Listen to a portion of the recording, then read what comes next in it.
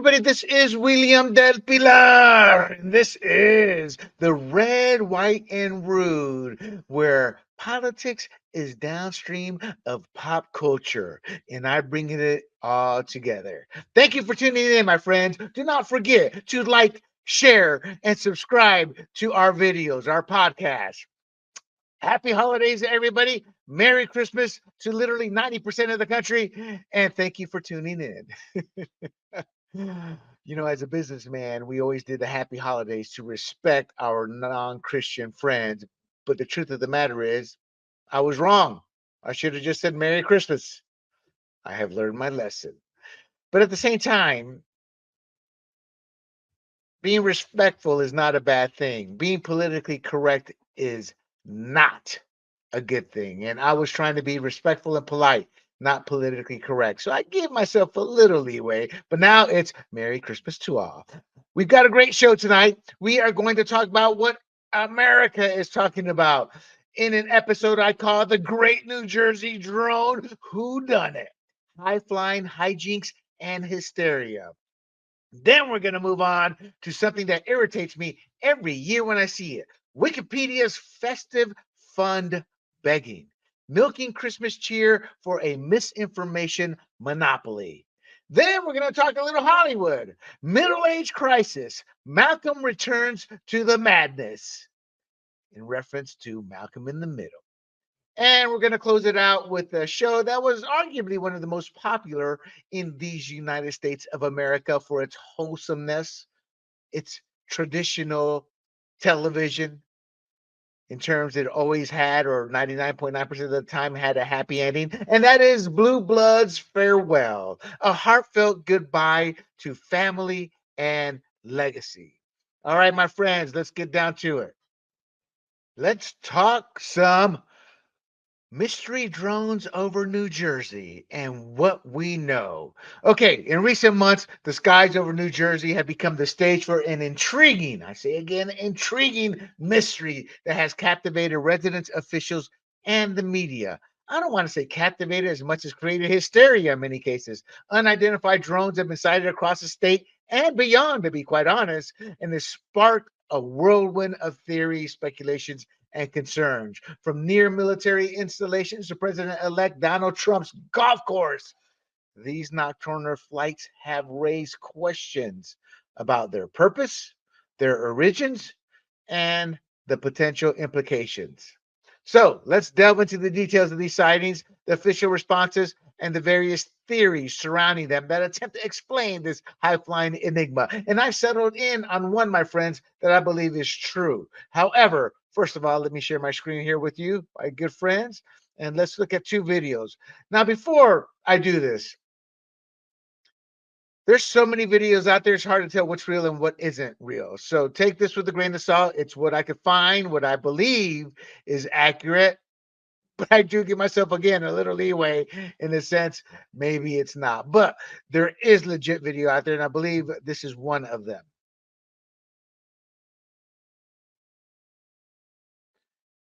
Looks like Christmas lights, to be quite frank, but look at that. Those are drones, they're saying.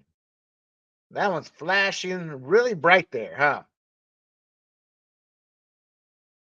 Look at that. It's pretty, pretty, very pretty, beautiful.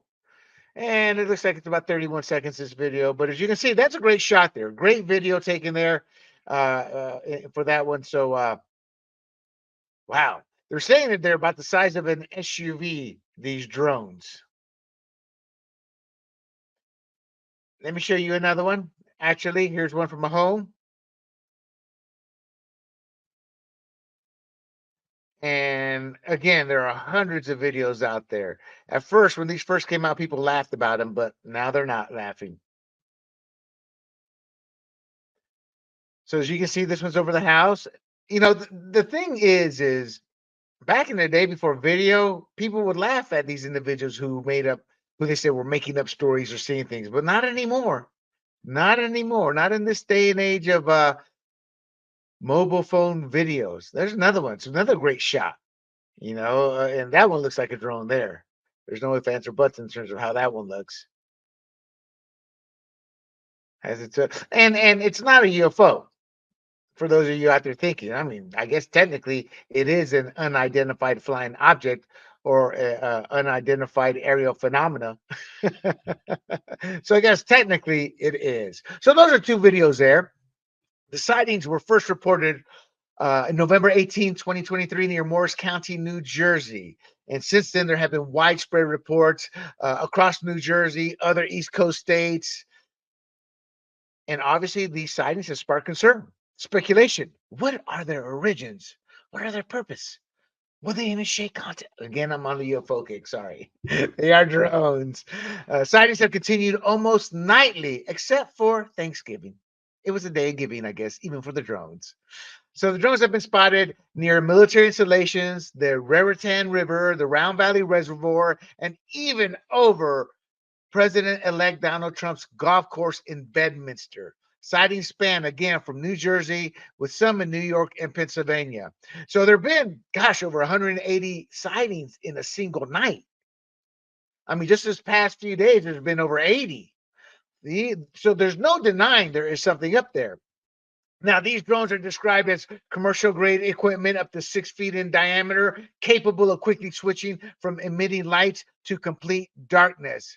And they're able to evade detection. And some accounts suggest they resemble small SUVs in size. They fly in clusters and they can move without lights. Again, drones. I've never heard of a drone at night, but then again, it's. I'm not in the drone field or the drone world, so I don't know. So, what are some of the official responses and investigations here? Well, the FBI, dear God, the FBI. I'm sorry. There's federal investigations. One group is the FBI that's leading the investigation, and they've received thousands of tips. They see it themselves, and they tell us they don't know what it is. Then there's the FAA action.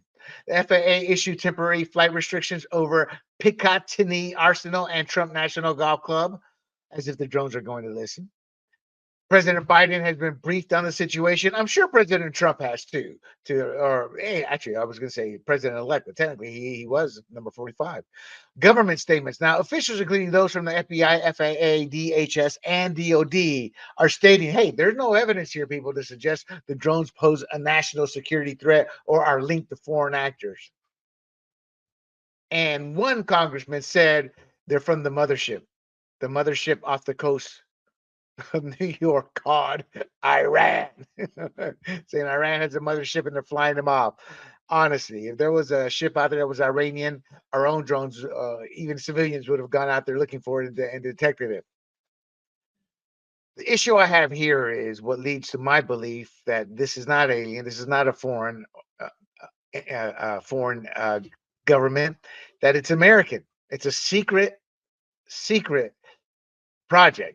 We'll get into that here in a moment. But some of the White House statements, the National Security Communications Advisor, John Kirby, who's a loser for all intents and purposes. Seems like a very nice guy, but he's a loser, a career bureaucrat who's willing to lie in our face as he has over and over and over. And he states there's no evidence of a national security threat or foreign involvement. Listen, if there's something in our skies, we don't know what it is. It's not supposed to be in our skies. Then it's a potential threat. And the White House is downplaying the threat, suggesting many sightings might be lawful manned aircraft. I believe they are finally telling the truth there. They just don't want to tell us what kind of lawful manned aircraft. The governor's remark, Governor Phil Murphy, an idiot. I'm sorry, that's my personal opinion. He stated there's no known public safety risk. That's an idiotic statement. There's no known. Well, I guess technically he's right. We don't know what kind of risk it is, but there is a risk here, Phil. So he has been vocal for the need of federal agencies to provide some clarity. So I apologize, Governor Phil. You're not being an idiot here, but you're just an idiot overall. So lawmaker reactions. Some politicians have expressed alarm. A lot of them have, actually. They're jumping on the bandwagon. They see America getting nervous. Hey, let me get nervous with them. I'll seem like the outsider, the mini Trump. So they've expressed alarm over security implications. Now, some of them are saying, shoot it down, shoot it down. Now, there's danger to that. It could be over housing, but if it's over a field, they say, bam, shoot it down is what I say. Senator Richard Blumenthal, now he is an idiot. has been particularly vocal about the need for aggressive action. Let me think. Is he the one who I think he is? Yes, he is. Senator Richard Blumenthal has been particularly vocal about the need for aggressive action. I wonder if he's talking about the same aggressive action he saw when he was in Vietnam as he claimed he was, but really wasn't. I just can't help but take my dig. The fact that Connecticut, I don't know what it is, Connecticut people are idiots to have reelected a liar, an elitist, somebody who's only out for himself and his party, and just flat out lied. And y'all went ahead and reelected him. Y'all have no shame. No shame. All right. So, what are some of the theories and speculations concerning these technically UAPs? Well, government operations. This is where I come in. Some experts believe that drones could be part of a U.S. government operation, especially given their proximity to military bases right next to it. They can come and go, come and go. They can refuel or recharge, however they're powered up. Maybe they were used for surveillance or other classified activities. That's what I think. We're going to get into specifically what I think. I've seen two people talk about this. Then there's commercial and criminal activity. Other theories propose that drones could be commercially available models used for illicit activities such as contraband drops. I don't know about that one. I mean, these drones might be operated at short range and could be involved in criminal enterprises. I don't think so. Because if you're a criminal, you kind of want to be on the down low like Latinos and blacks who were gay were on the down low. I mock that because those individuals claim I'm not gay. I'm not gay. I'm just on the down low. I remember reading and studying by that. Sorry, I can't. Every time I say the term down low, I think of that. Oh, cultural and machismo. It just cracks me up. Anyway, again, military security operations that the military is using this. However, I bring that up because the Pentagon has denied involvement. They're saying no, there's no connection to U.S. military activities or foreign threats with these drones. Oh, we don't know what it is. It's not us. Okay, nah.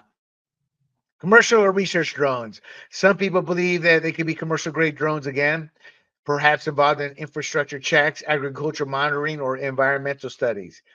Are you kidding me? At night like this? That's the type of stuff you said, yeah, we're going to be doing this. We have permission from the government to do it. But you don't have permission from the government in terms of what they publicly said, and you're doing this only at night. And why would this be so secret? Hmm. So, as you can see, none of these explanations are viable except for the one of government or military secret operations or security operations. Now, I have seen this twice. And in fact, let me pop it up here. I want to give the person his due here.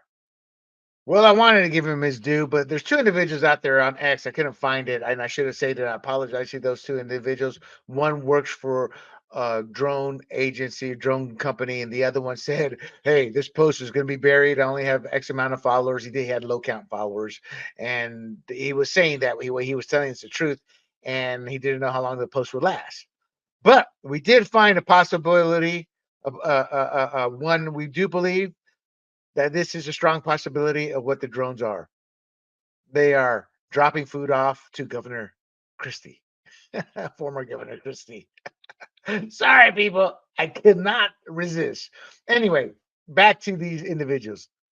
So it's a dirty bomb detection drones, is what they're saying. So one of the most plausible scenarios, and I believe this one.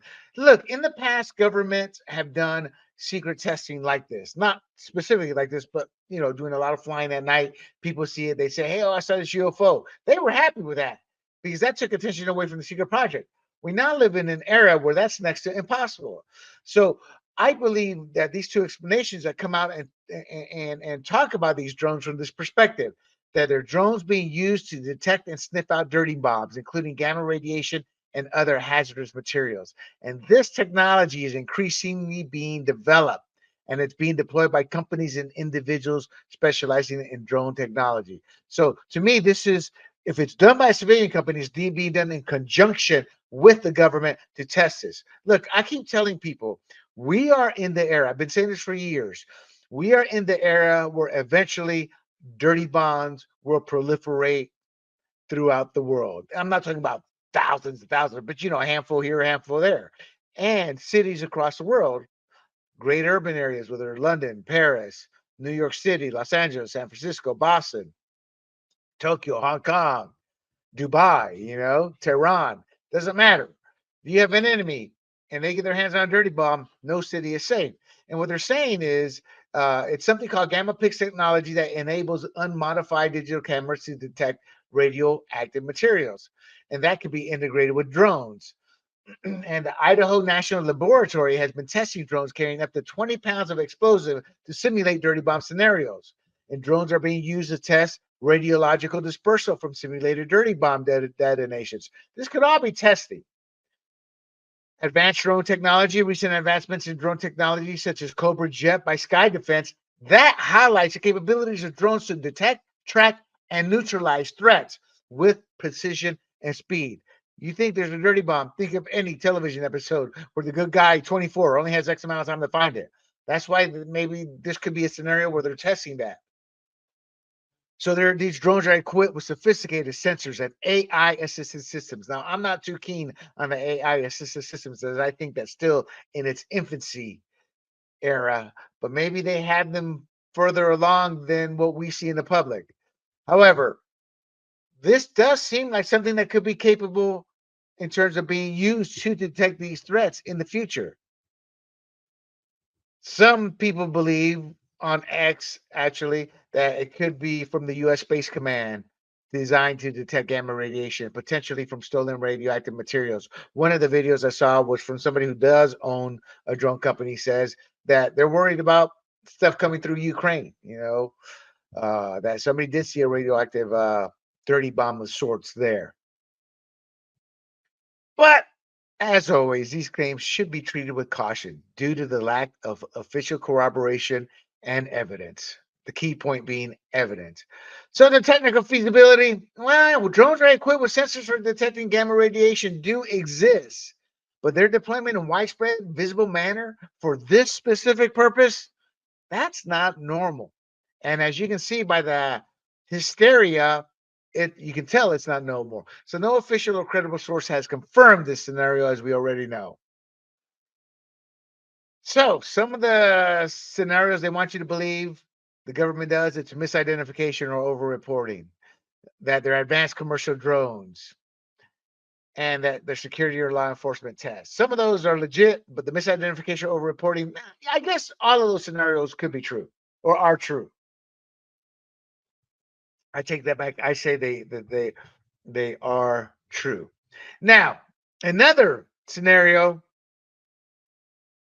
and hey, before I go on here, they've been saying that today's conspiracy theorist is tomorrow's truth teller, and we've been right with the Russia hoax, with the Russia killing soldiers for bounties, with literally everything to do with politics in the last 6 years,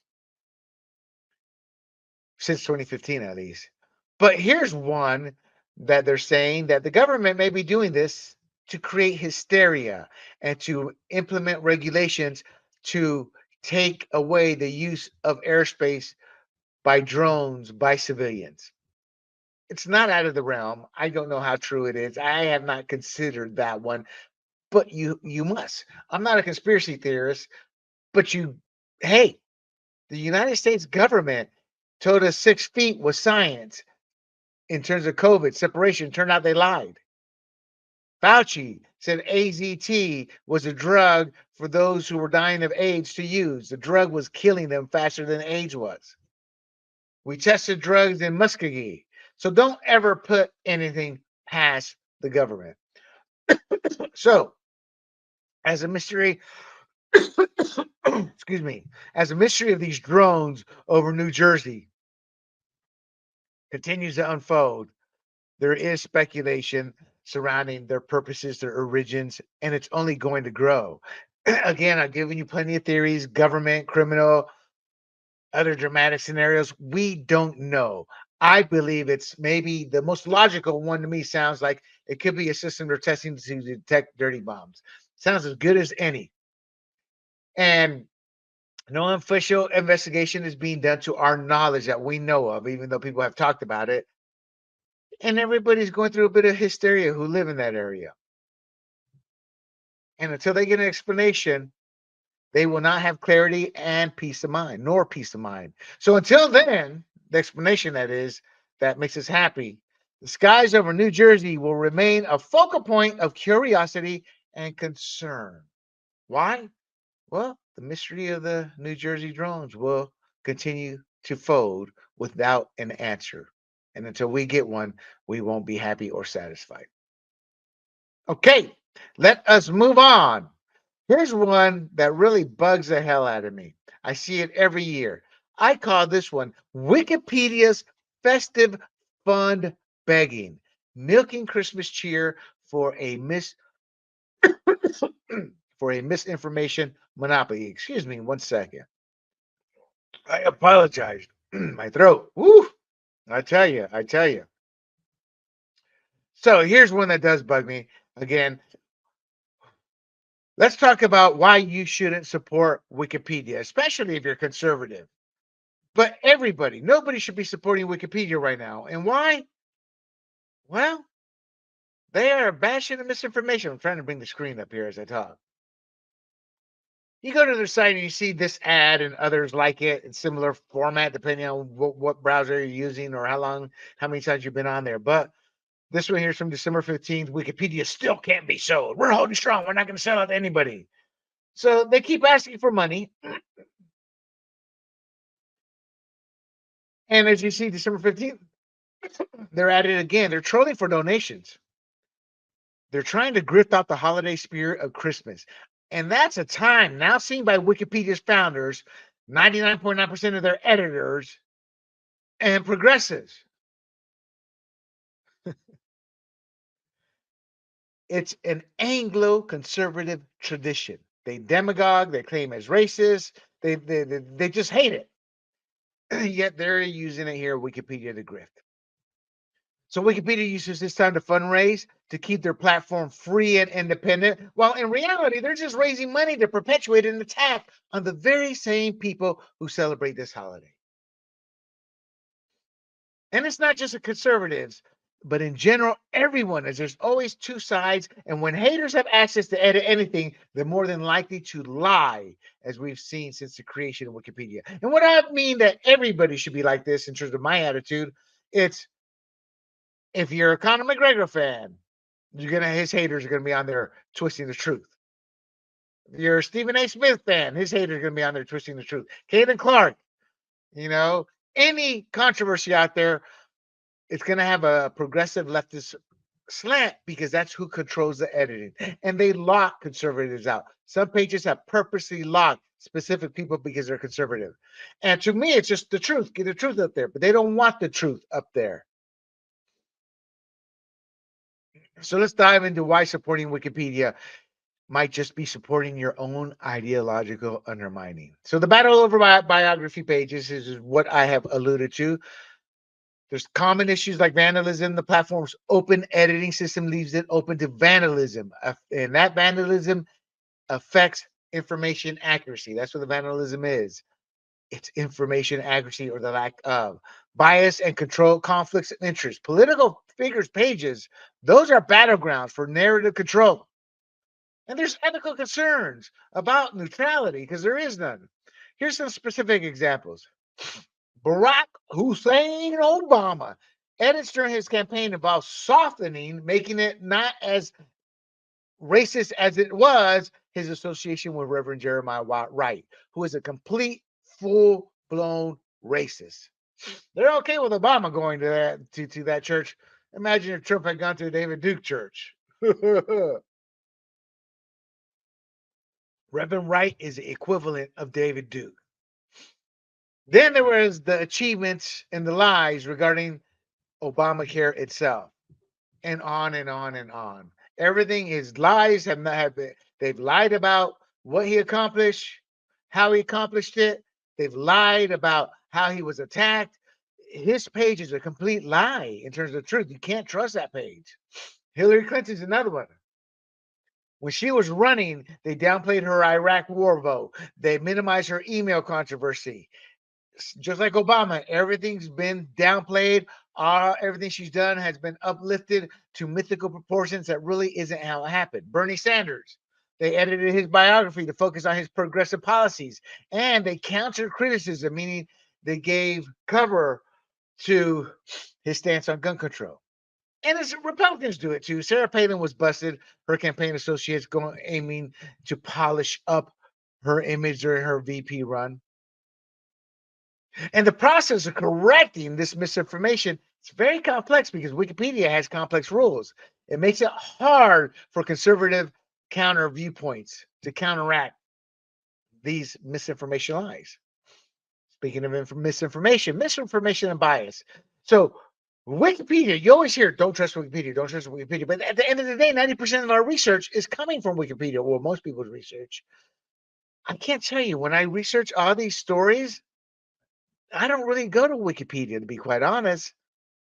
I do for certain ones because they're neutral, meaning there's no controversy surrounding them. But it is seen as an authoritative source, whether it should be or shouldn't be, and it shouldn't be.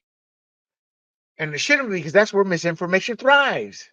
Again, political figures and how they're portrayed. So studies show an increase in negative bias coverage of conservative media in Wikipedia since 2000. A lot of times, just like the papers, you'll see unnamed sources when they're supposed to be named, meaning they won't say, I apologize. They won't say unnamed sources, but they'll have information in there that isn't source and it's supposed to be source. A 2023 study by the University of Rochester found media bias against conservatives has grown, with misinformation often originating from unnamed sources. So I guess let me go back one step. What I'm trying to say is this. The New York Times will sit there and say Trump is a racist. Our unnamed sources have verified him saying this, or this. So in Wikipedia, they'll go, well, Trump is racist as he has said the N word, or has said this, or has said that, which is not true. But they're sourcing that New York Times article. So it goes from pure speculation from an unnamed source that turns out to be nothing but lies into being seen, perceived as fact, because now it's on Wikipedia. A 2024 offside study noted that for every correct article, there could be 50 to 100 articles promoting misinformation, particularly from major outlets. And again, when you're on Wikipedia and you're sourcing it, you're sourcing these articles that are nothing but misinformation. It's like a circle jerk. Excuse my French there. A great example, hands up, don't shoot. That was a lie, that whole narrative. After the Michael Brown shooting, they caused riots. Outsiders went in there, create riots. The leftist news media ran there lying about him. Rachel Maddow, man, he went off on it.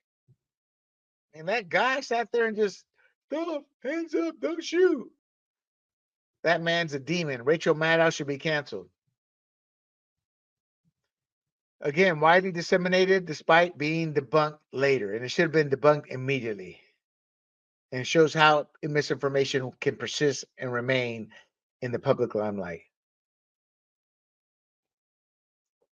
Some specifics: the Russia hoax for Trump.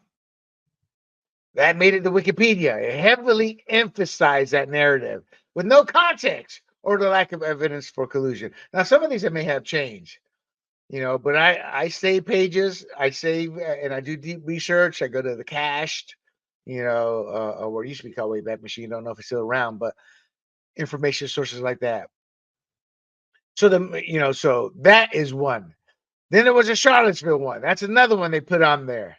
I got in an argument with this. What is his name? Oh man, let me find it here real quick. Hold on one second. I got it right. I can't find it. We got in an argument where he was talking about Charlottesville, and I even showed him the Snopes, saying this guy's a professor of law. I'm a professor of journalism, teaches journalism. He deleted his tweets. I mean, their posts, the truth was there. But again, Wikipedia, misinformation. Barack Obama, remember, you can keep your doctor. Well, they played that up, and then they said it was misinformation, and there are corrections in there now stating that it was an oversimplification that people made it out to be, and not all individuals is what he meant could retain their doctors. So it's presented as a misunderstanding. The cages for illegals, they're saying that uh after months of knowing that the facilities in question, particularly those used for unaccompanied minors, were constructed or expanded under Obama. Once the truth came out, Wikipedia took it to another level by arguing that calling them cages is inflammatory or misleading, and Obama would never pretty much do that. Chain link fence enclosures. And again, as I tell people, it's not just politics. Conor McGregor, following his arrest in 2018, they threw it all up there on Wikipedia without the citations, including court documents, news reports, and statements that there were other parties involved. They took it out of context and painted him in a negative light. So why support Wikipedia despite these issues? Don't. There is no reason to support it. It's biased in information. It leans left. It's challenging to correct that misinformation, and everything aligns with progressive viewpoints. If you donate on the precipice, I'll donate if you change, if you reform. Well, let them reform first. Now, why is Wikipedia able to get away with all these lies? Well, Section 230. That's your legal shield. Section 230 is part of the U.S. law called the Communications Decency Act. It's like a shield for websites.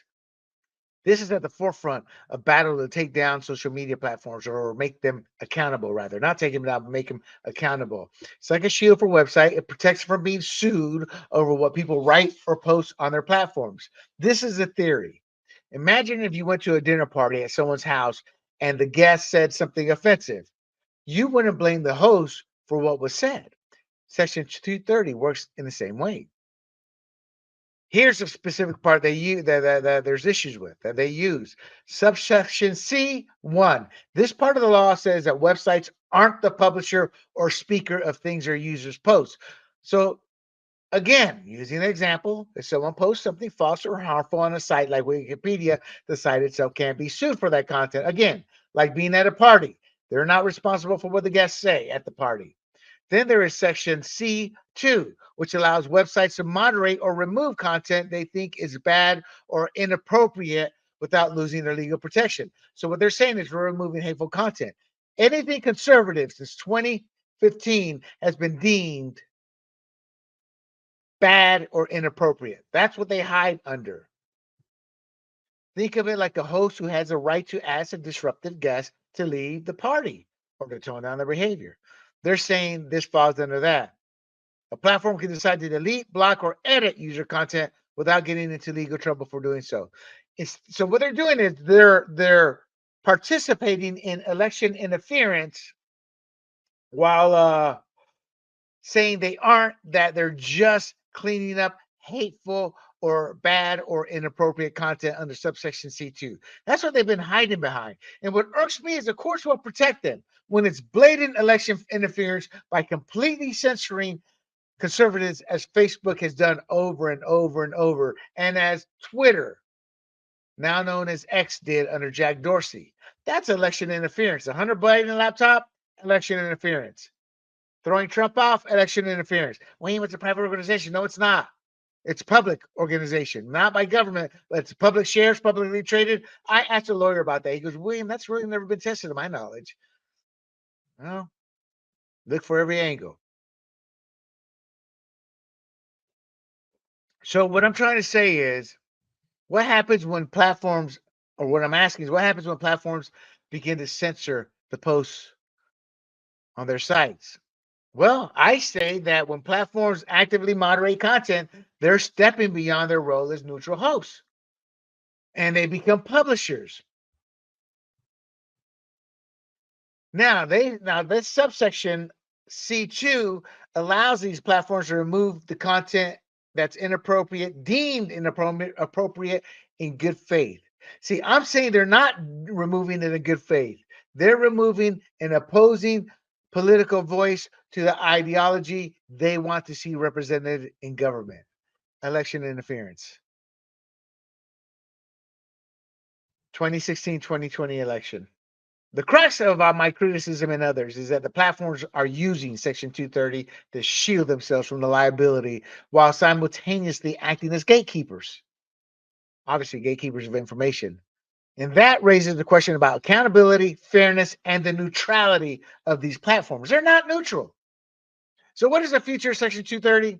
Well, there's a lot of talk about changing it or even getting rid of Section 230 because some people think it lets websites off the hook too easily for harmful content like misinformation, which we've seen over and over and over. Think COVID-19, how Twitter at the time was throwing everybody off who disagreed, who now we are being proven correct.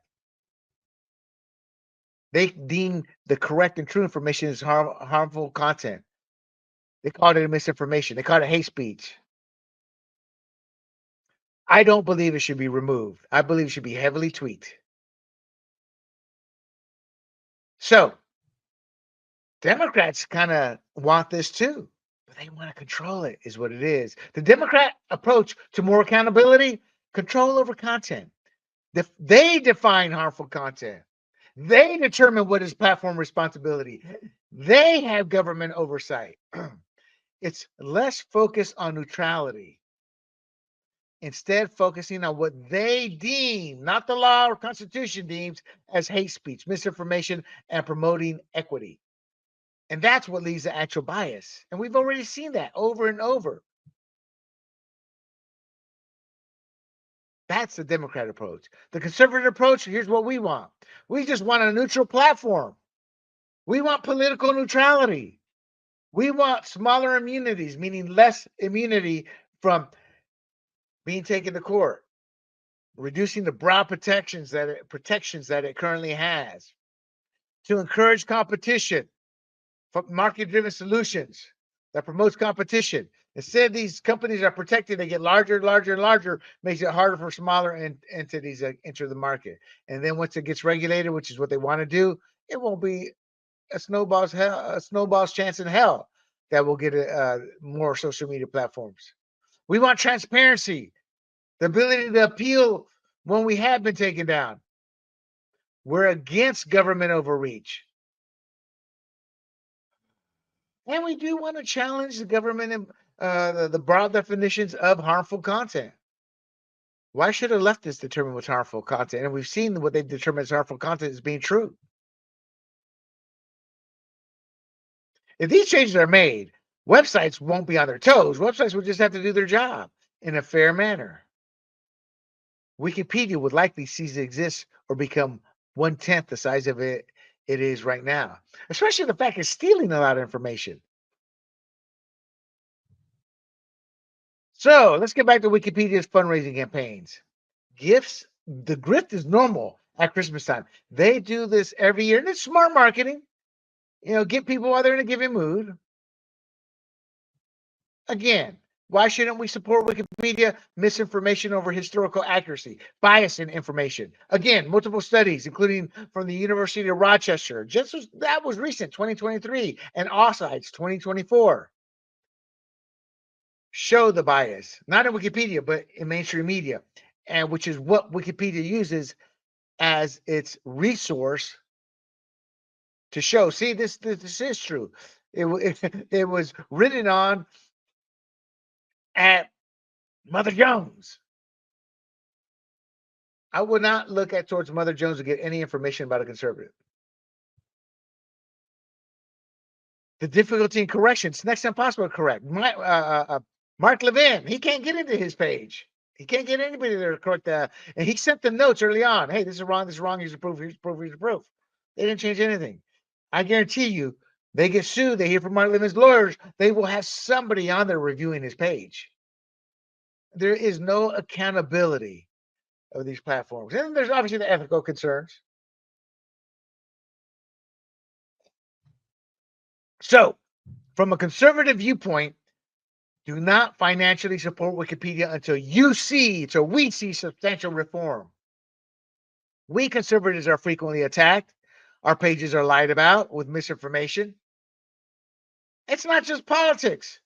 It's across all industries, promoting a narrative that manipulates public perception. That's what Wikipedia does through unchecked misinformation.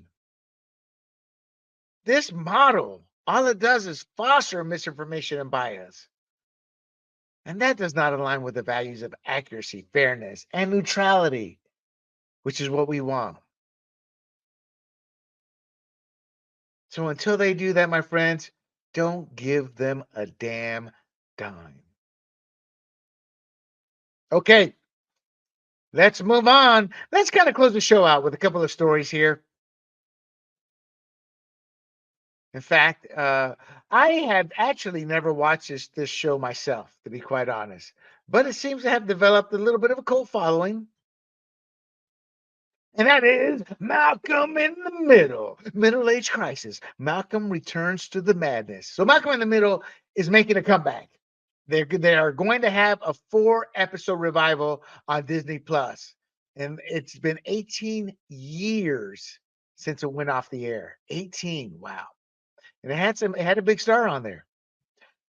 So the show was renowned for its storytelling, humor, and relatable family dynamics. Now, this is my research. I never watched it, but I do recognize the fact it was on when I was still watching a lot of television. Well, not a lot, but I was watching television, network television more often than not. Cable was still going strong. You know, this was at the turn of the century, early 2000s.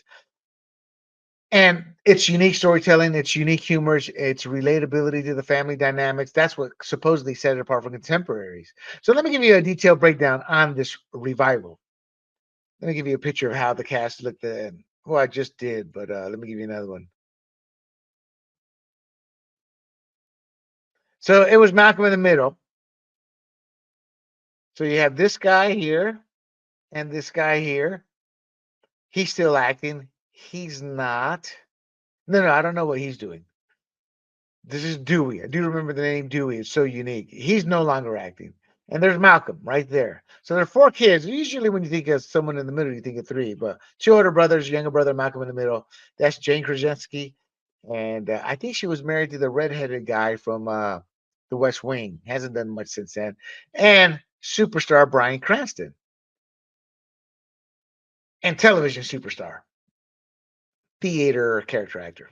But on television, obviously, Breaking Bad. We'll get into that in a second. But so the revival announcement Disney Plus has ordered 4 new episodes of Malcolm in the Middle, marking the revival of the series 18 years after its finale in 2006.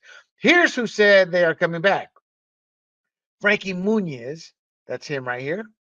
Okay, there, Bryan Cranston, and he's actually excited about it. I don't think this is a money grab.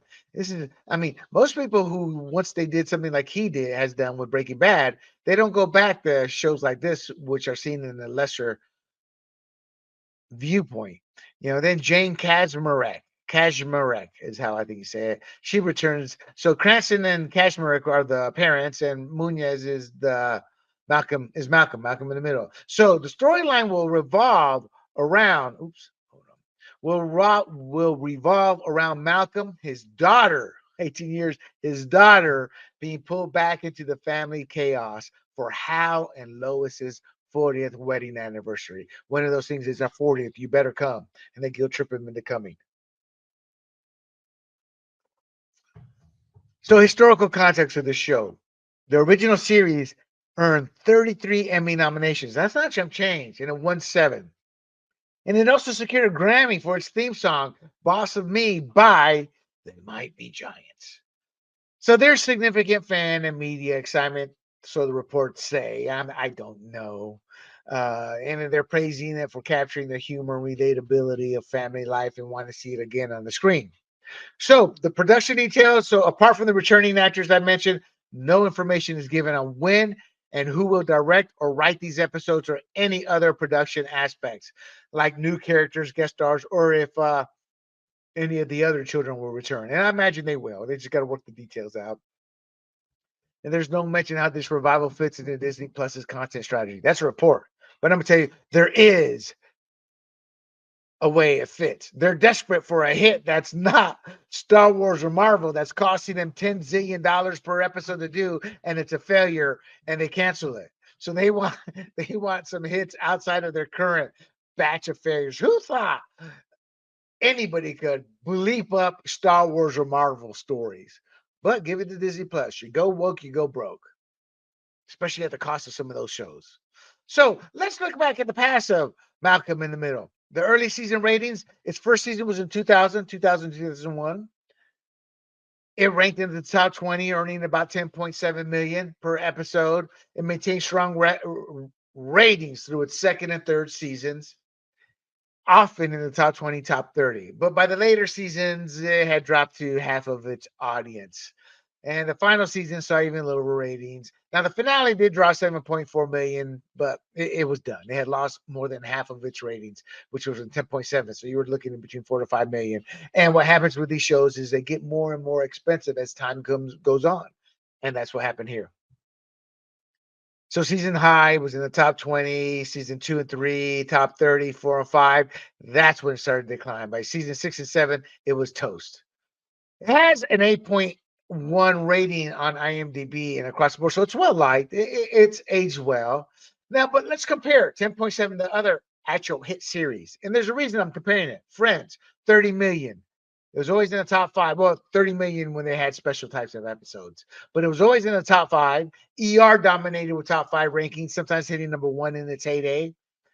And in its heyday, it drew 25 to 30 million. Of course, that was early 90s. So when you compare it to that, it was really a middling show. Now, why do I say this? Well, Hollywood's creativity is gone. Hollywood's obsession with revisiting the past, like Malcolm in the Middle, with mediocre ratings, is because they're tired of losing money on new stuff that doesn't work. So they're like, let's go back to the well. This will give us a few. Now, there is nostalgia over some of these shows, but at the end of the day, it wasn't a top hit show.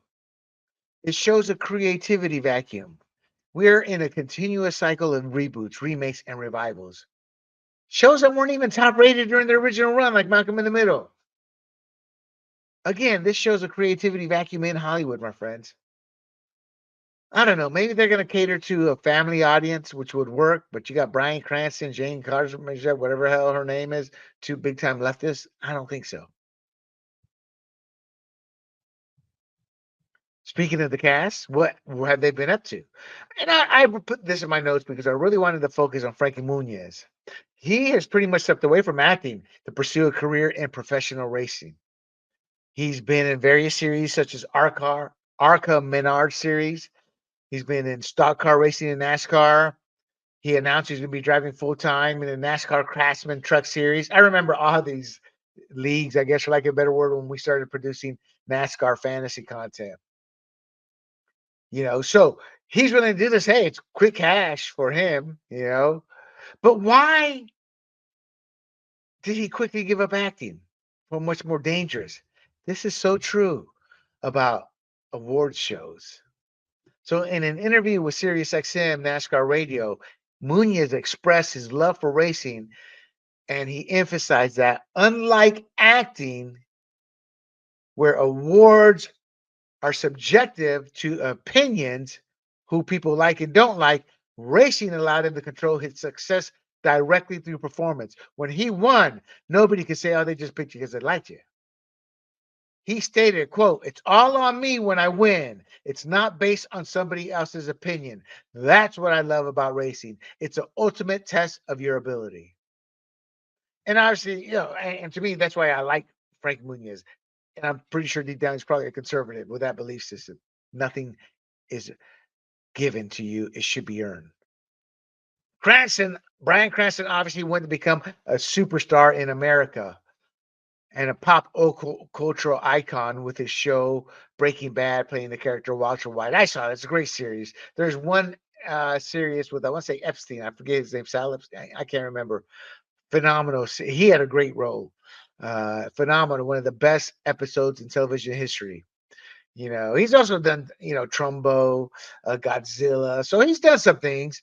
Cash Marek, she hasn't done much, TV shows, the like. Some of the other cast members, the brothers, one's appeared in various TV shows and films post Malcolm in the Middle.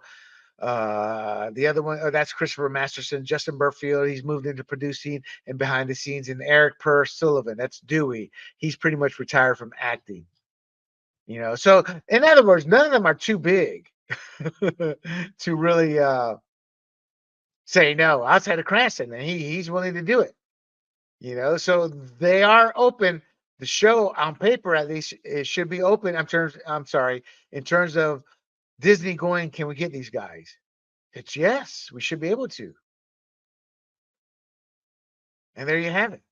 I've got lots of notes here, but in essence, the revival offers a chance to reconnect with beloved characters, and that, nostalgia shows. I do like that about them. It does give us a chance to reconnect with characters that are beloved, that we love, exploring how they've evolved, how they deal with the new societal norms, and obviously the humor. So, will we have more than 4 episodes? Well, let's get to the first 4. But I am happy for the cast and crew. It was a wholesome show for the most part. Even though it was a middling show, it's good to sit there and see a revival of something that's not so woke, you know. So let's hope they keep it non-woke and it does well. Disney Plus surely needs a hit. All right. Let us close it out with a show that I did watch quite a bit. Oh man, I kept this up too long, huh? A show that I did watch quite a bit, and that is Blue Bloods Farewell, a heartfelt goodbye to family and legacy. Now, when I first started watching Blue Bloods, I watched it as a joke. It was a show I could make fun of, but I eventually grew to like it. For those of you who are unfamiliar with Blue Bloods, and there are tens of millions of you, this is the cast, pretty much the cast how they look today. You know, what cracks me up is that you see all that right there? Woo, that's all fake hair. Poor guy. Poor Donnie does not age very well. But that's Tom Selleck. Let's see who are these actors. Tom Selleck, Donnie Wahlberg, Aaron Reagan, Will Estes, and Len Carew. There are quite a few other regulars and semi-regulars, and they've changed over the years, but this is the core of the show that started at the beginning and stuck with them to the end. So let me show you another picture of them in their uniforms there. And this is what the show was all about.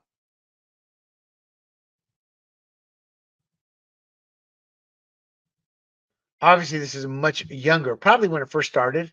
Again, the core group there: Tom Selleck, Donnie Wahlberg, Bridget Monahan, Will Estes on the far left, and Len Carew. That is the cast of Blue Bloods. It ran for 14 seasons, unheard of in today's day and age. Unheard of. Well, let me get my notes here. I apologize. It was a beloved police procedural drama.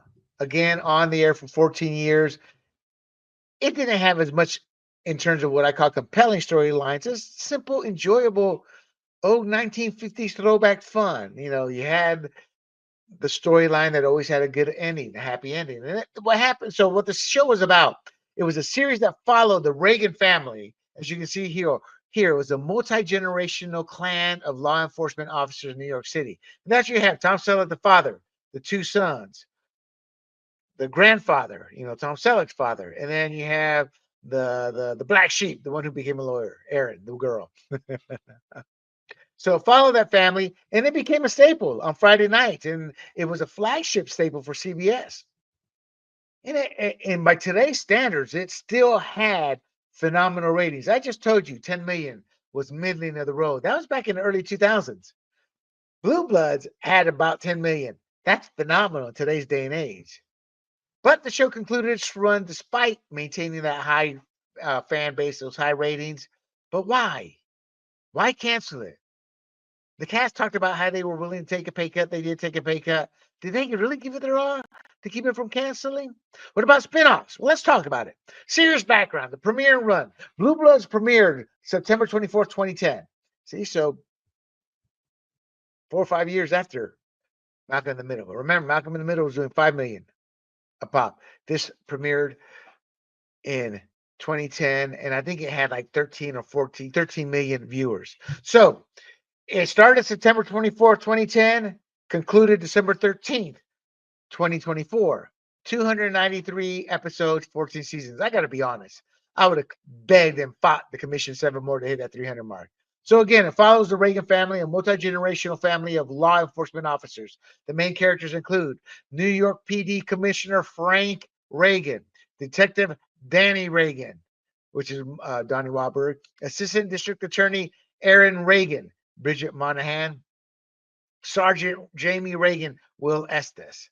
And Len Carew was the grandfather who was like the guiding light for the family. You always talk to him. His scenes were more supporting. Of course, he did have a handful of, he would always have one or two shows a season that would focus on his character. The ratings, start to finish, it was a hit. Blue Bloods consistently performed well. Its first show had 13 million viewers. Over the years, it maintained a strong viewership. The final episode drew 10.5 million. Again, in this day and age of fragmented television with streaming to compete with, 10.5 million is phenomenal. So the cancellation reasons, despite high ratings, Blue Bloods was expensive. It was done in New York City. They don't give a break to anybody. This cast, very, very expensive to pay that cast. CBS, in order to save money, decided to shift its programming strategy towards cost-effective, non-scripted shows, and the scripted shows that were new were much cheaper to produce. And that led to the cancellation of Blue Bloods. They talk about the strike in 2023, and I get that, but that's just a blip on the screen. The cast did try to save the show. They took a 25% pay cut to secure the 14th season, but that wasn't enough because of the production costs. And they were vocal about it. Selleck criticized CBS for ending the show despite strong ratings and a loyal fan base. Now, I don't fault these people for what they earn. I do not. But when I look at the rest of America, the average Joe, what they make, they took a 25% pay cut. So with their pay cut, Tom Selleck was earning $200,000 per episode. 10 episodes, he made $4 million this year. Donnie Wahlberg, $150,000 per episode. Bridget Moynahan, $100,000 per episode. Will Estes, $100,000 per episode. Len Carew, $100,000 per episode. Tom Selleck's earning about $270,000 per episode. Donnie Wahlberg, $200,000 without the pay cuts. So you see what I'm saying? I mean, what's that? That's over 4 million he's earning a year. So did they really work that hard, or were their egos could only go so low? I'd say the latter, but I don't fault them. But they could have gone much lower with those salaries. But they have lives they want to maintain, or I'm sorry, they have lifestyles they want to maintain. I get it. So I don't fault them, but don't tell me you truly wanted to save the show and you're still earning 200 G's. Move it to LA or move it to a city that's cheaper. Fly out to New York to shoot a few scenes here or there, like NYPD Blue did. Get those costs down. They weren't willing to do that. So the series finale was entitled End of Tour, features dramatic conclusion, and somebody does die, and it's a cop, and it's funny because the first thing I thought is, man, that person who plays in that role always dies. It did receive positive reviews. Critics praised the show for staying true to its themes. And here's the thing about the show. The show always had a dinner scene with the family. That's what I loved about it. In our fantasy world, we all sit down every single day to dinner. Back in the 70s, that used to be the case with us. The 80s started to drift off. 90s is non-existent in America. Spinoffs. Yes, there has been talk of potential spinoffs, but nothing has been stated in terms of what's actually going to be spun off. Donnie Wahlberg has said, "Hey, I want to spin off." Tom Selleck, "I want to spin off." They're all open to spinoffs. So in regards to their pay cut, though, I put in my notes. Their pay cut was similar to how Rachel Maddow took a pay cut and took the hit for MSNBC by going from 30 million to 25 million a year. That's kind of how I view their pay cuts. So the final episode, I give an A for entertainment and a D in realism, which was my normal rating of their show. And it's typical of a Blue Bloods episode. But it did provide a fitting and emotional conclusion, ensuring that Blue Bloods will be remembered. And the final scene had all the cast members there in terms of the family. It had the five main cast members I talked about. It had the female DA, assistant DA, Aaron's ex there. It had the two sons of Donnie Wahlberg's characters, two sons, and it had Aaron's daughter there. These kids had grown up, so they had left the show to pursue other acting or college. So it was nice to see all of that. And I enjoyed it. I'm not going to lie. It's a silly little show, but it was a lot of fun to watch. It was just an escape from reality into a fantasy we know does not exist, will not exist, but we wish did, where the good guys always win and the right decisions are made and people are honorable from the get go to the end. And there you have it, my friends. Another great episode. Well, if I say so myself. Like I said in the beginning, do not forget to like and share this podcast. Do not forget to subscribe to our podcast at our various social media outlets such as YouTube, Rumble, Apple, Spotify, Pandora, under the profile handle GrumblingsMedia. You can also find these podcasts and other content at GrumblingsMedia.com. Thank you for tuning in, my friends. I am William Del Pilar, and until next time, I bid you adieu. Hey everybody, this is Big John from Grumblings Media, and I just want to say thank you for watching our content. If you want to support our efforts here at Grumblings Media, just smash the subscribe button right here, totally free, or just go ahead and consume more of our great content. Click either one of these two boxes.